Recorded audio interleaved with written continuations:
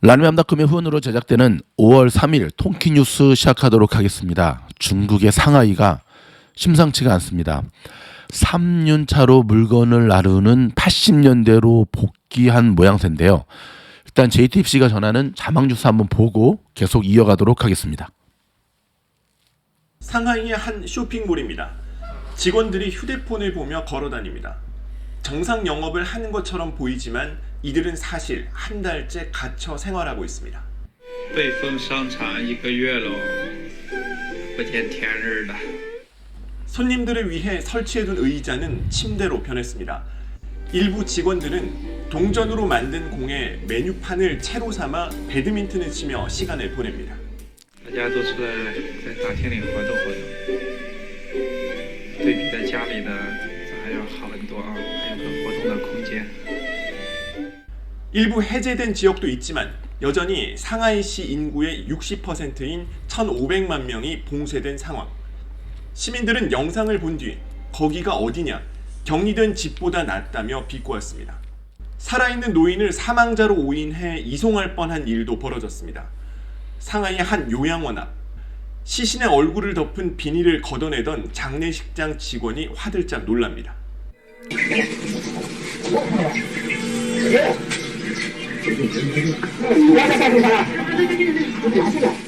그런데도 요양원 측은 태연하게 노인의 얼굴을 다시 덮은 뒤 안으로 데려갑니다. 시민들의 분노가 확산되자 당국은 뒤늦게 조사에 들어간다고 밝혔습니다. 이날 상하이시가 밝힌 노인 사망자 수는 32명입니다. 베이징에서 JTBC 박성훈입니다. 자, 심상치가 않습니다. 여러분 뉴스를 통해 이미 들으셨겠지만 상하이에 거주하는 한국 주재원이 상하이 도시의 봉쇄 조치로 3일 만에 숨진 채 발견되는 비극적 사건이 일어났습니다. 삼가 고인의 명복을 빌고요. 자, 이런 가운데서 상하이의 모습이 굉장히 좀 투명하지 않은 게 문제인데요. 자, 상하이 봉쇄로 애플을 비롯한 메이저 기업들의 탈중국화는 속도를 내고 있고요. 시진핑 정부는 상하이의 정상화를 선언하면서 속도를 내고 있지만 상당히 느리게 진행이 되고 있는데 당연한 거겠죠. 감춘다고 감춰지는 게 아니고요. 이런 가운데 상하이의 봉쇄로 인해서 지금 상하이에 있는 저 사람들 못지않게 전 세계가 지금 비상으로 치닫고 있습니다. 자, 지금 끊임없이 악재가 지금 계속해서 흘러져 나오는데요. 여러분 미즈놀과 함께 꼭 이겨낼 수 있기를 바라겠습니다.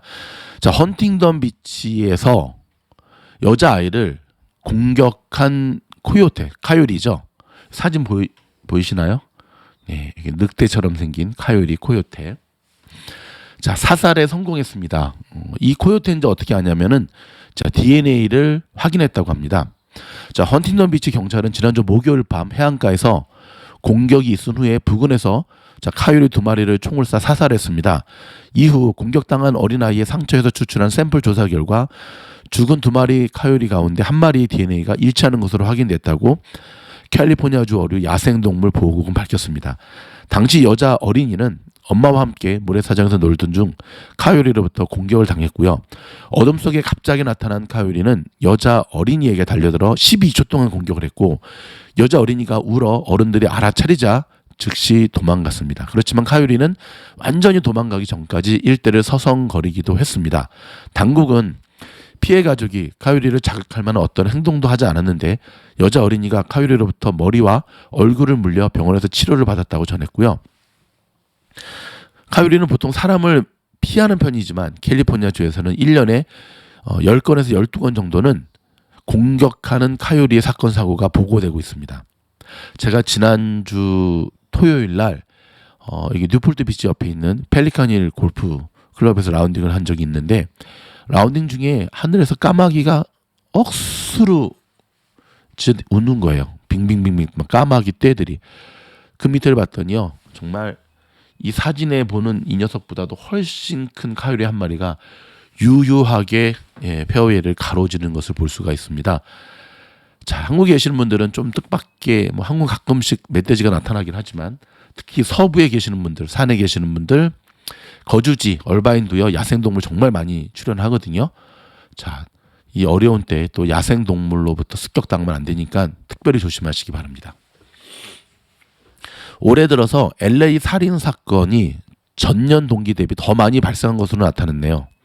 LAPD가 공개한 최신 자료에 따르면 팬데믹 시작 후에 지난 2020년과 21년 급증했던 강력 사건은 다소 줄어드는 추세지만 살인 사건은 더욱 많이 발생하고 있다고 전했습니다. 살인 사건의 범죄율이 점점 늘어나는 이유는 무엇일까요? 그만큼 이 시대를 살아가는 현대인들이 엄청난 스트레스를 받고 있다는 것이겠죠. 경제적인 문제, 가정의 문제, 사람 간의 문제. 자, 여러분, 우리 모두가 지쳐있는 이때에 정말 세계가 돌아가는 꼬락서니를 보면 정말 푸틴을 우리가 악마라고 표현할 수밖에 없는 일이 바로 여기에 있는 거죠. 자, 여러분, 이러할 때 성과는 없는 사람 없고 힘들지 않은 사람 없습니다. 조금씩 자신을 내려놓고요. 나보다는 상대방의 입장에서 좀 더 생각하고 이해한다 한다면 이 어려운 시기를 잘 이겨낼 수 있을 거라 믿습니다. 여러분, 제 목소리가 좀 이상하죠? 제가 지금 목감기가 들어가지고 맹맹 소리가 나는데 늘 하는 말이지만 요즘 감기 정말 지독하거든요. 여러분, 감기 안 걸리도록 특별히 조심하시기 바랍니다. 그러면 종 한번 치고 미국의 로컬 뉴스 바로 시작하도록 하겠습니다. 팬데믹으로 인한 사망률의 증가, 출산율의 저조, 이민자 급감 등의 요인으로 캘리포니아주 인구가 2년 연속 감소했습니다. 특히 캘리포니아주 안에서도 해안가 대도시에서 내륙 지역으로의 이주가 늘어나고 있습니다. 점차 부자들이 지금 이동한다는 얘기겠죠. 자, 오늘부터 이틀간 열리는 연준의 FOMC 회의에 관심이 집중되고 있습니다. 자, 지금 핀비즈닷컴의 상황을 보시면, 자, 제가 지난주 라방 때도 그런 말씀을 드렸는데 시장이 한 박자 빠르게 움직인다라고 하는 게 이번에도 어김없이 증명이 되고 있습니다. 근데 여러분, 이것만 믿고 액션을 취해서는 안 되고요. 이건 기관들의 움직임은 여전히 저가 매수세가 살아있다라고 하는 시그널을 보이는 건데 우리는 확인하고 들어가셔야 됩니다. 미국이 강력한 경제 회복세를 보이면서 오늘 8월 안에 코로나 여파에 따른 일자리 감소분을 완전히 만회할 것이라는 신용평가사 피치의 전망이 나왔습니다. 완전히 만회. 근데 미국 현지의 삶의 현장에서 느끼는 거는 좀 다른 것 같습니다.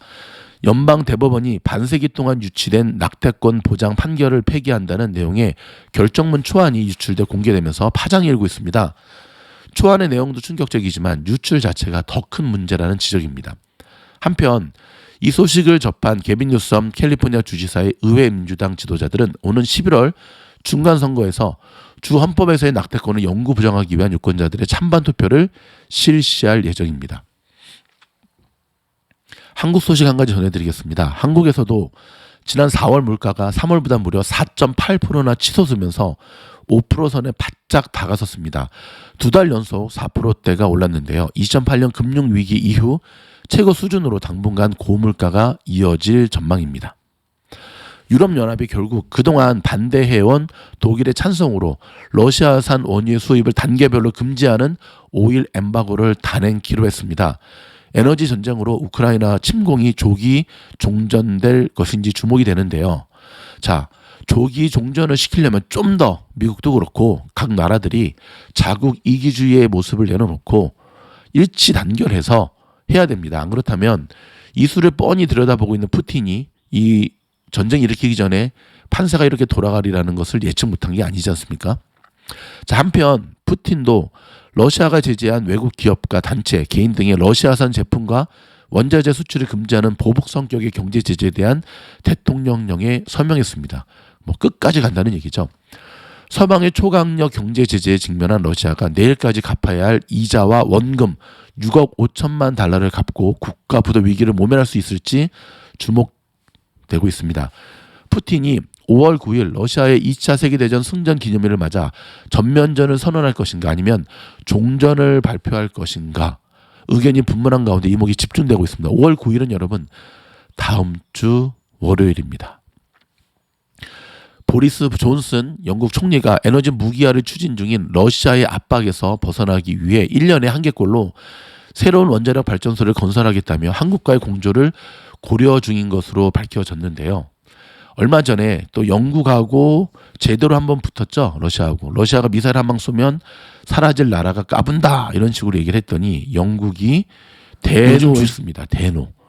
자, 여러분 잠시 전하는 광고 말씀 듣고 돌아와서 자, 오늘 주식시장 중간 맥을 짚어드리도록 하겠습니다. 요즘 주식시장 참 재미없죠. 재미는커녕 매일 스트레스의 연속이죠. 롤러코스터 장세가 계속 이어지고 있고 호재는커녕 악재만이 산적해 있는 듯 보입니다. 여러분, 공부하는 자만이 살아남는 시장이 계속 이어지고 있습니다. 미즈놀 클래스에 오셔서 한번 체험해 보지 않으시렵니까? 화면에 보시는 대로 오픈 영상은 누구나 보실 수 있는 통키 뉴스와 책 읽어주는 미즈놀. 멤버십은 매일 2-3편씩의 영상이 업로드 되면서 미즈놀이 그토록 강조하는 큰 그림을 가지고 추세를 가지고 들어가는 영상이고요. 나사모는 멤버십 가입자에 한해서 한 달 단위로 운영하는 방인데 매월 마지막 주에 모집이 되고 있습니다. A반은 현재 자리가 없네요. 길은 반드시 있습니다. 지금 같은 어려운 장세 이겨낼 수 있습니다. 여러분, 미즈놀이 어느덧 3년차가 되어갑니다. 여러분들에게 함께 그 길을 걸어가자 감히 말씀드리고 싶습니다. 여러분들을 초대합니다.